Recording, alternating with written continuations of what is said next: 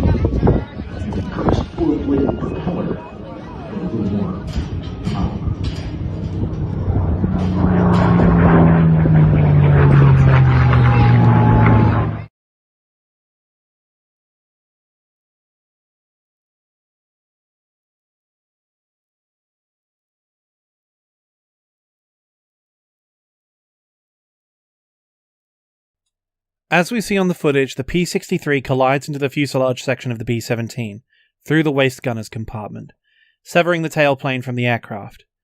This impact completely destroys the propeller assembly of the P-63, while reducing the airspeed to almost zero.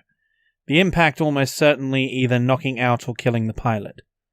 The B-17 and its crew suffer a total airframe failure, with complete loss of flight control, onboard fire, travelling at speed while far below recovery altitude for either safe landing or bailing out, resulting in the death of all on board.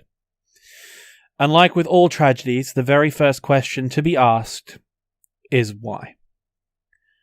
Looking at the evidence, neither aircraft takes evasive action. This is what has caused some to speculate that the collision was in fact an intentional ramming. But while that is certainly an avenue that will have to be explored, given how close-knit the CAF is and the type of people that fly in it, I know some of them personally, I consider the odds of this so small that I dismiss it out of hand. I may be wrong, but I find it unlikely. What this indicates to me, and most other aviation people I have discussed this with agree, is that neither pilot or aircrew of either aircraft saw one another. The first thing these aviators knew about the collision is after it was too late to do anything about it. With that hypothesis, we then proceed to the next question. Why did neither aircraft see the danger?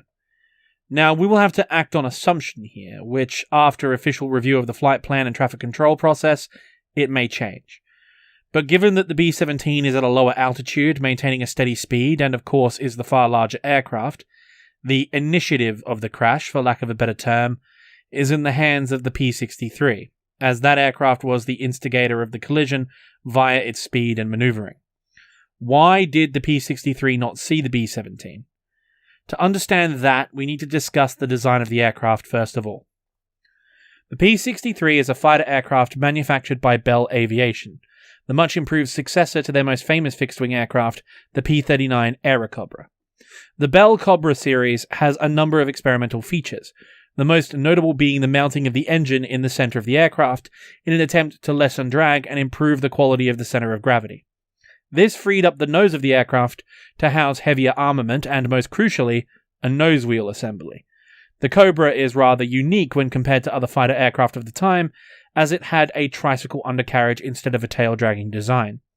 This drastically improves visibility and ground handling while, as it suggests, on the ground, but it comes with a serious drawback. Due to the fact that there is now a large cannon, along with the propeller shaft and a very complex nose gear assembly, the nose of the Cobra is long. Very long. Consequentially, the cockpit is positioned further back, and visibility is compromised. This is not helped by the fact that the Cobra has a very unconventional cockpit design as well, with a box frame and a side door instead of the standard sliding over-the-top canopy, which necessitates a very complex cockpit layout with a cockpit box frame further restricting visibility. Finally, the engine's position, along with the side door, and in an effort to improve the aerodynamics of the aircraft, the wing spar and primary aerofoil of the Cobra is mounted at the very bottom of the aircraft, with the cockpit positioned right over the main spar in the center of the airfoil, meaning that the widest part of the wing is right beneath the pilot and lower down, completely obscuring his view. Simply put, of the many aircraft flying that day, this has one of, if not the, worst forward visibility of all the aircraft airborne. Combine that with the fact that this is the P-63 variant, which has a much higher acceleration and a much higher top speed than the earlier 39 variant, you have a very fast, very high-performance fighter which has very restricted vision while maneuvering. With all that in mind, I'll now go over to an impromptu review of the footage from a wide angle, while I'll talk through as I watch it what I think happened. Okay, so we're going to start with this footage here, which is taken from the flight line, okay? Because I want to set the scene of the accident, or the mishap rather, where we're at, okay? So as you can see in top left of frame, we have the B-17, the Texas Raiders, up here. And they are currently in a parade circuit with a B-24 Liberator, and I believe there is another twin-engined aircraft to the rear, perhaps a C-47. Can't make out from this video quality. Okay? Off to the right, we have a fighter carousel, or a fighter parade circuit. This is a group of P-51 Mustangs and the P-63 Cobra. Okay? Now, the way a parade circuit works, as you can imagine, is the various aircraft take turns flying over the field for the airshow viewers to see them. And of course, the fighters do rolls or loops or barrel rolls, depending on what they're doing.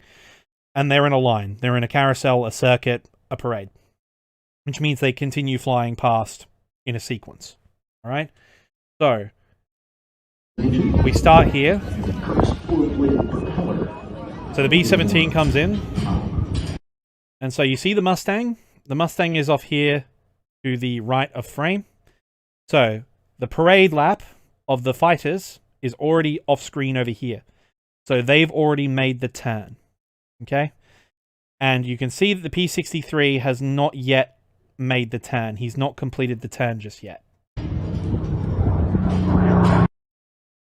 And of course,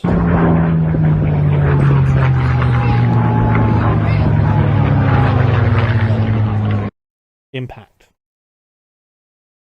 Now, that is the initial part to show you just how crowded the sky was. They had a whole column of fighters doing maneuvers on the right-hand side of frame, so off their port wing, or their left wing. and they had a whole queue of bombers behind them. The B-17 had a whole queue of bombers behind him. Okay? Same with the P-63. He had a whole circuit of Mustangs, Spitfires, whatever you like. They're all in circuit behind him. So there's a lot of traffic going on. So there's a lot of flight planning and a lot of radio communication with everybody to make sure everybody is where they are. This is a very crowded airspace. Okay? Now, let's move to the wide shot. Okay, so this is the wide shot from the close angle. So you can see here, this is vital. Hold up, I'll push it forward. So when we were talking about the visibility of the P-63, you can see what's happening here. He's currently in a hard left bank, or a left bank. So his wing is left wing low, right wing high. He's obviously trying to keep in the parade formation. So the pilot's eyes are almost certainly looking at the Mustang and judging his relative position to the Mustang in front of him. He therefore can't see the B-17. So even though the B-17 is right here, he can't see him. He is completely blind. The long nose, wide wing, cockpit position, and the way his aircraft is orientated, he cannot see the B-17. Now, this is the angle which I think tells the story. Okay? So, I'll play the clip. So you can see that the B-17 is at low altitude. It's in a slow left bank, coming in for his parade lap over the center of the airfield, maintaining low and steady height. So his slight descent, low left turn. All right. Now, if you hear that Merlin engine, that is a Mustang flying over us. So right over the top of the head of the person holding this camera, a Mustang has just flown over us. All right. And there's the second Mustang behind him. So this is the parade lap. Now you can see that this Mustang is almost wings level. So his wings are almost leveled out. So he's completed his turn. And he is flying in the parade lap over the airfield.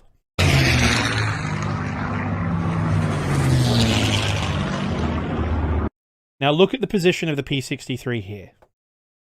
Now given the relative position and distance of the two Mustangs, you would expect, if we were going to use a local landmark here, so you see this telephone pole here, you would expect that if he was maintaining a slow echelon right position in the circuit, so he's slightly off and to the right of the Mustang, and given a bit of space, so he's a bit behind them in the circuit, you would expect the P-63 to be wings level to have completed the turn, and he would be in this bit of sky flying over this person, and the B-17 would carry on just fine over the center of the airfield, right?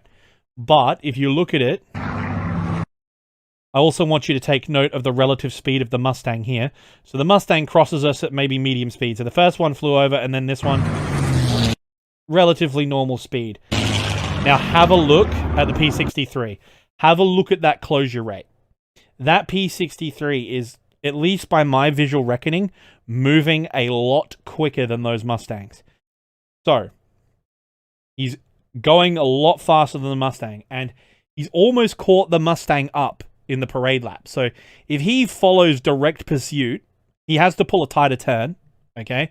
And on these older aircraft, if you're pulling a tighter turn, that means pulling harder G-force, and that can damage these aircraft. And they are museum pieces, so you don't want to be too aggressive with them. The other factor is that the P-63 can have a nasty snap stall, which is if you do a sudden maneuver at speed, or either at high speed or low speed, which can cause a snap stall, which will result in the pilot losing control of the aircraft. There is another famous P-63 accident which happened in a British airshow, where a pilot attempted a maneuver and snap stalled the aircraft and crashed into the ground. Okay, so this P-63 realizes he's going too fast and can't make the turn, so he's trying to get separation away from the Mustang while continuing the turn in order to rejoin the correct position in the circuit. Okay, at least that's what I believe happened.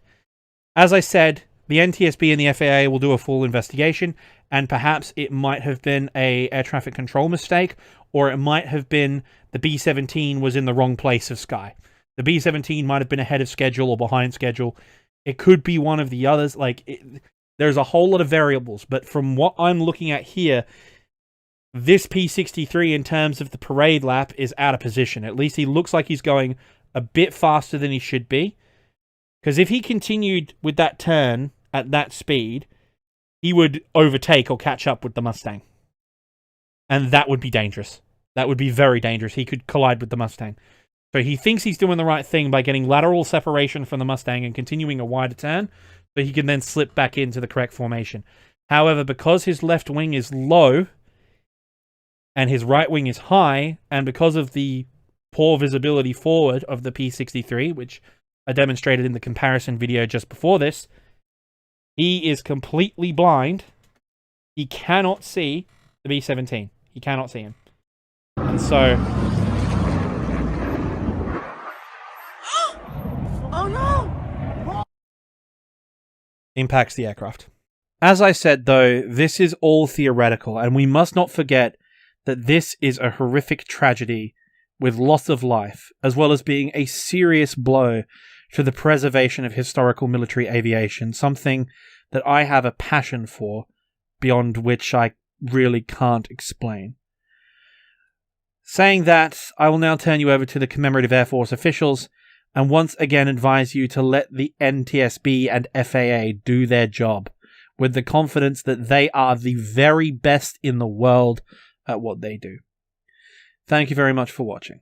So as Leah said, I'm Hank Coates. I'm the CEO and President of the Commemorative Air Force, and good afternoon. Before I do get started, I do want to say, please, to the DFW area, if you have it in your mind, express some prayers and thoughts for the crews that were involved today, for the people that saw it, for the family members. Obviously, this is a very challenging time for those families. And when I say family, I meant the CAF family and our customers that follow us all over the world and enjoy our shows. I also want to thank the Dallas Police Department and the Dallas Fire Department and the Dallas Airport Department, all the first responders. They have done an amazing job. They responded immediately. They were on scene. They have been handling this in a supremely professional way, and I can't thank them enough. The airport and all the first responders have been true professionals, and I appreciate everything that they've done. So at approximately 1:15 today, we had two aircraft flying. One's a B-17, one is a P-63. The B-17 normally has a crew of 4 to 5. That was what was on the aircraft. And the P-63 is a single piloted fighter type aircraft. There was an incident. It is being investigated by the FAA right now. They'll turn it over to the NTSB at approximately 9 o'clock tonight when NTSB comes on scene. FAA is the on-scene commander until the NTSB gets here. The NTSB will be doing a very thorough and complete investigation, at which time they will release a preliminary report, which will be followed up at a later time, usually a significantly later time, once they do engineering analysis and interviews and everything like that, which will follow later. So the families are being taken care of. They're receiving counseling, not just of those actively participating in the issue, but also the CAF folks and any folks here that may have seen it and have issues with what they saw, and obviously with our first responders. We want to make sure that they're supported as well. So it is a trying time, and we appreciate your patience and your help through this, but we also realize that there's a message that needs to get out. So are there any questions? So you said typically on the B-17, 45 people, and then the other plane, the B-63 single pilot. Can you talk about how many people were actually on at least the B-17 today? I can tell you that it was normally crewed. I cannot release the number of people on the manifest or the names of the manifest until I'm released to do so by the NTSB. I just can't. Yeah, and are you able to confirm, I mean, obviously we saw the flames, we saw the smoke, casualties involved? Again, that's something that until I get consensus from DPD, the fire department, FAA, and NTSB, and we are absolutely sure that all the next of kin are notified, I can't release that information. When that information is able to be released, Leah will have it, and she'll be your point of contact to get that information. Can you tell Commemorative Air Force and who flies the planes during the year? Sure. The Commemorative Air Force has over 180 aircraft. They're all over the world. They're all over the United States. They appear in air shows almost every weekend of the summertime. Some air shows like this one are produced by the Commemorative Air Force. We appear in others. This is a World War II flight demonstration type air show where we highlight the aircraft and their capabilities and what actually happened in World War II. It's very patriotic. The maneuvers that they were going through were not dynamic at all. It was what we call bombers on parade. But beyond that, there's not a lot for me to say. Are the people who fly during this air show volunteers for your organization? The people that are flying to the air shows are volunteers. There is a very strict process of training and hours. It is very, all the pilots are vetted very carefully. Many of them have been flying for us for 20, 30 years or longer. So this is not, what I can tell you is this is not their first rodeo. These guys are very well versed. They spend their summer times. Many of them are airline pilots, retired military pilots like myself. So these guys do very thorough training. They have a lot of minimums they have to meet and criteria they have to meet. So this is not just somebody that's out doing something. These are very well trained folks that have been doing it for a long time. In shows like this, just how rare is it to have a mid-air collision like this? I can't really speak to that. In a show like this, it's probably, I would say, extremely rare. Until the NTSB actually comes out with a report on the causal factors and what actually occurred, I can't really comment. Were there any paying customers on the bigger plane? No. You said these were not dynamic maneuvers that were being performed, but are you able to just describe, if you were watching, I'm not sure if you were watching this on the ground when the impact happened, or you've seen any video, do you know at all what the plane that came from behind was attempting to do? Or was that part of the normal show? What I can tell you is you've seen the same video I've seen. Until the FAA allows me to speak to what happened, it would be inappropriate for me to speculate. I mean, I can look at it from a pilot's perspective and I can make a judgment, but until the NTSB says this is what happened, that's what happened. And I can't really speak to it. I appreciate the question, but I can't. Sounds like your organization is a pretty tight-knit group. You've got a lot of repeat volunteers, Mm-hmm. probably a lot of repeat customers. So the Commemorative Air Force has about 12,000 members in the United States and in Europe. We have 180 aircraft. We fly about 6,500 hours a year in air shows and training and tributes to veterans. Our motto is educate, inspire, and honor. That's why we do this. We take it very seriously, but it is a lot of fun. And we are a very close-knit family. I can tell you this is an extremely close-knit family. Everybody knows everybody. And the outpouring of support that I'm getting right now, that Leah's getting right now, is amazing. We have a lot of fans. Our families ride on these aircraft. My wife rode on that aircraft last year, and I'd put her in it again. This is not about the aircraft. It's just not, I can tell you. The aircraft are great aircraft. They're safe. They're very well maintained. The pilots are very well trained.